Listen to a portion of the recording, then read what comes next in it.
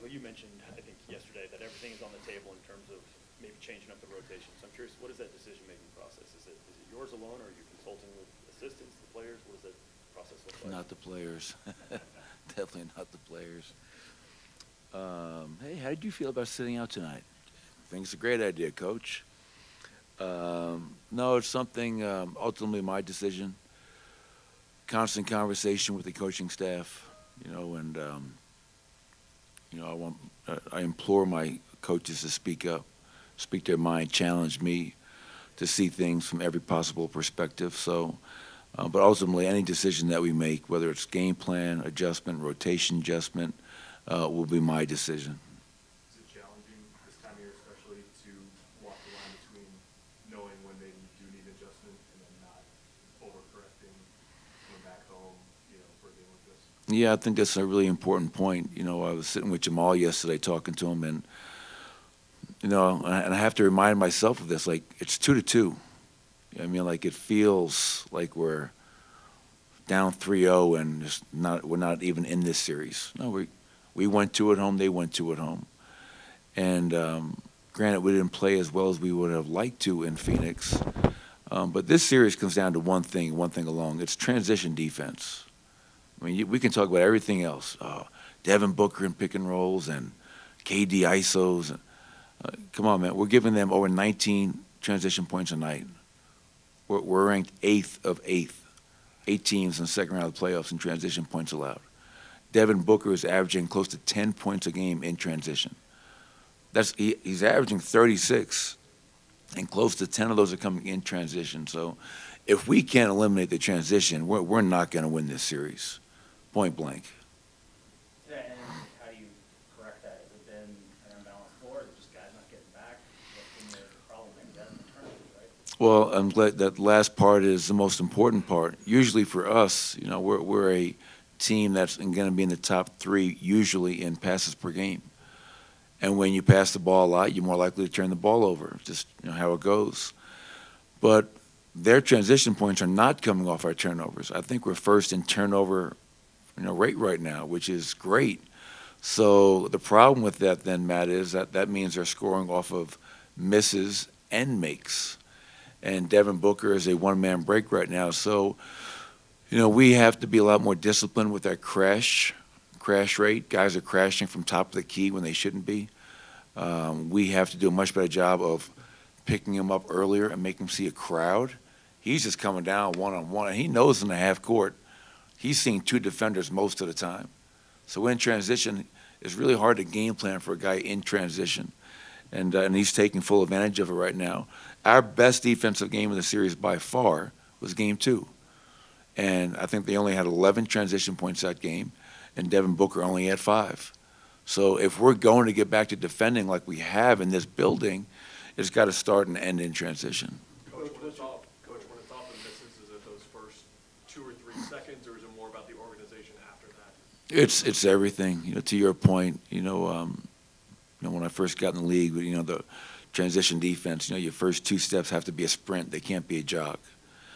And there are clips where when you look at it, and I've watched them over and over and over and over again. It's like watching a horror movie. And we are jogging, and they are sprinting. Well, Devin Booker is sprinting. Cameron Payne is sprinting.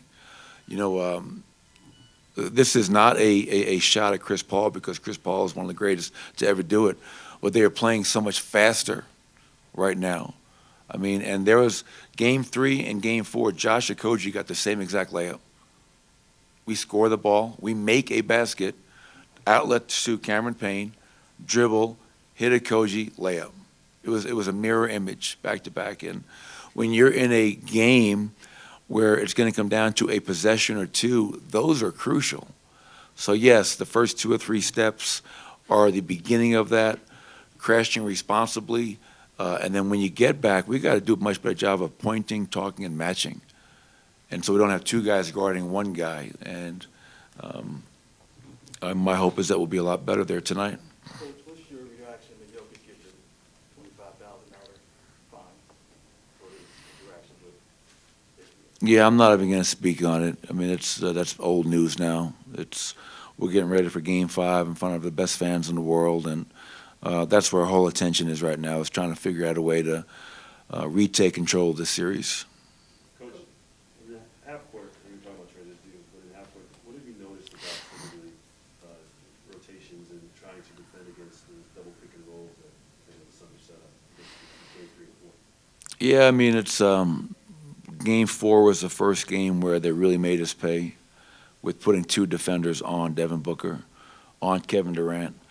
And you have to give credit to Landry. You know, Landry stepped up and made big play after big play, 5 threes, and you know that was a difference maker. You know, like I'm sure you guys were all watching the Golden State Laker game last night. Lonnie Walker was a difference maker. Like bring somebody else to the party is really important. And Landry Shamet was that guy last night, or 2 days ago rather. So we have to give Devin Booker different looks. It can't be the same thing for 48 minutes. He's a great player. This guy had 2 40-point games in the NBA Finals. So you have to give him different looks somehow, some way. And so we'll look to be aggressive with him at times, and other times we may not be as aggressive. Try to keep him off balance as best as possible. But if we're going to go down, I still want somebody other than Devin Booker to beat us, because that guy is lethal. And give Landry credit, but, you know, Devin Booker is a bad man.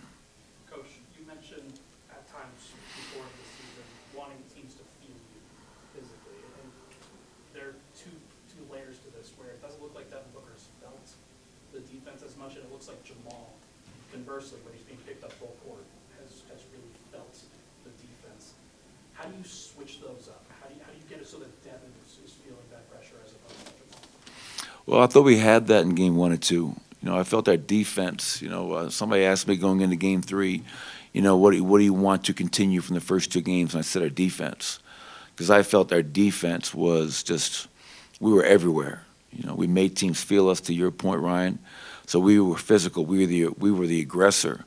We were defending without fouling while being aggressive, which is really hard to do.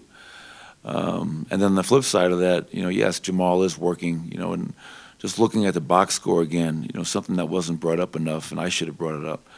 I mean, look at Jamal's efficiency last game. I mean, he had 30-plus points, whatever it was. Only took one of 3 from three-point line. But he had 7 assists, no turnovers.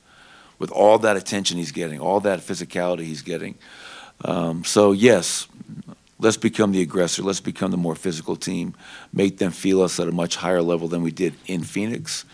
And then how can we free up Jamal Murray? How can we get bodies off of him so the game is not what appears to be so hard for him at times? I would agree with that. Michael, if you do go to Pregame tonight, what gives you the confidence that he'll be able to handle, you know, just the moment, the playoffs, 2-2 series, him being a rookie? Well, I think it's you don't know how he'll do. I mean, that's kind of the beauty of it. Here's a young man that spent a lot of time in the G League, worked on his body, improved his game, got stronger. And when he got a chance to play end of the regular season, to me, Harrison, he showed me that he's a gamer. You can put him out there against a team like Phoenix, a team like Golden State, and he can go out there and have an impact against some of the best players in the NBA right now. So, and sometimes when you're that young, you don't fully understand the situation you're in. You know, you're somewhat oblivious to it.